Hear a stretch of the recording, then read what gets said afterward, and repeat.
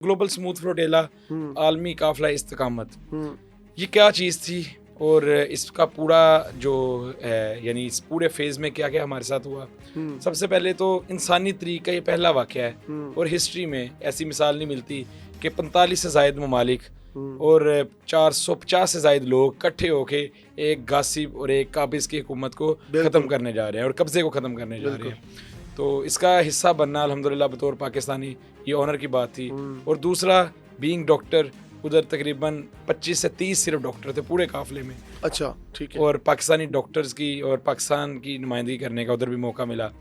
और तीसरा जो हमारे लिए सबसे बड़ा लम्हा फ़िक्री है कि गज़ा किनका, हमारा, मस्जिद अक्सा किनकी, हमारी, बिल्कुल ऐसे। फ़लस्तीन किनका, हमारा, बिल्कुल ऐसे। लेकिन काफ़िला लेके जाने वाले पासबा मिल गए काबे को सनम खाने से। बिल्कुल ऐसे। कि काफ़िला लेके जाने वाली एक 22 साल लड़की जिसको हमारा मुआशरा तो कहेगा इसने लिबास भी पूरा नहीं पहना, लेकिन उसने वो काम कर दिया जो हमारे बड़े बड़े हुक्मरान नहीं कर सके।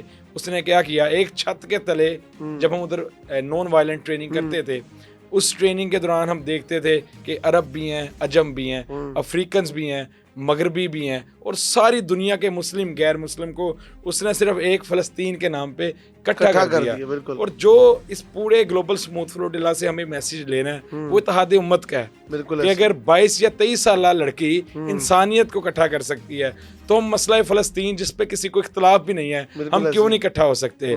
तो इस पॉडकास्ट के तवज्जुह से मैं अपने उलमा इकराम से ये रिक्वेस्ट करना चाहता हूँ कि इत्तेहाद उम्मत का दर्स दें। अगर आप इत्तेहाद उम्मत का दर्स नहीं देंगे तो इसकी सज़ा किसको देना पड़ेगी, 7 या 8 साल लड़की जो हमारी कश्ती का नाम था हिंद रजब।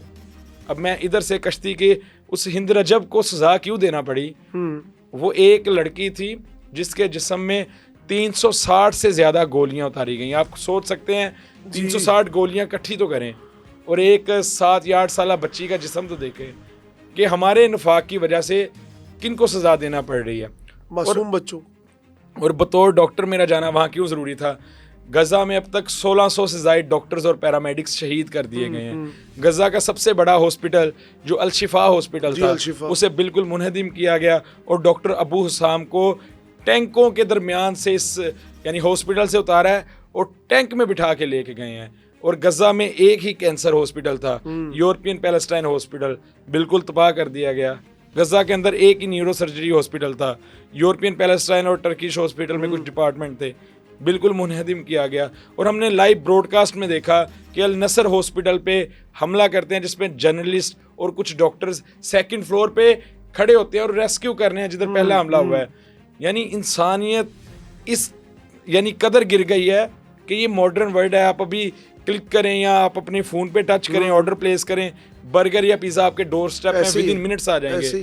और इस जदीद दौर में जब खाने की यानी फ्राहमी इतनी आसान है, 24 लाख लोग गज़ा के अंदर कैद हैं, उन तक पानी नहीं पहुंचाया जा रहा, खाना नहीं पहुंचाया जा रहा। और एक रिसेंटली यूरोपियन डॉक्टर हैं, उनकी एक वीडियो वायरल हो रही है, वो गायनेकोलॉजिस्ट हैं। ठीक है। वो कहते हैं कि मेरे पास जब एक लाश आई ऑपरेशन थिएटर में, 9 माह हामला औरत जिसका सर कटा हुआ है, अल्लाह अकबर, अल्लाह, सर कटा हुआ है, 9 माह हामला औरत है और हमने सिजेरियन करके उसके पेट में से बच्चा निकाला। ये पूरी सजाएं या पूरी जो वो कुर्बानियाँ दे रहे हैं ये सिर्फ हमारे नफाक की वजह है। तो खुदा रहा अब भी मुत्तहिद हों